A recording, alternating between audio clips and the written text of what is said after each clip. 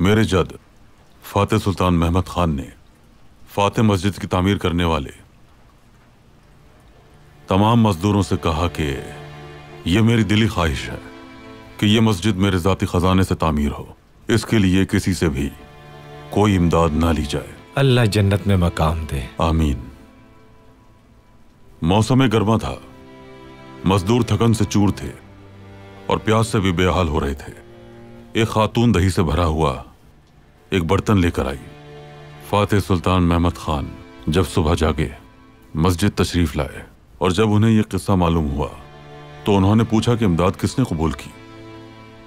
एक मजदूर डरते डरते आया और कहने लगा कि यह इमदाद मैंने कबूल की थी मोहतरम सुल्तान। गर्मी बहुत थी, प्यास भी शदीद थी। इतने में एक खातून दही से भरा हुआ प्याला ले आई तो मैंने लेकर खा लिया। सुल्तान ने तबस्सुम फरमाया, कहने लगे कि बेटा रात मैंने एक अजीब ख्वाब देखा। एक नेकियों का तराजू था, उसके एक पलड़े में फातेह मस्जिद रखी थी और दूसरे में वो दही का बर्तन और दोनों का वजन बराबर था। कितनी प्यारी बात है। मतलब ये कि ईसा अफंदी, अल्लाह को राजी करने के लिए मिकदार की जरूरत नहीं होती, नियत का खालिस होना जरूरी है। अल्लाह राजी हो आपसे। आमीन।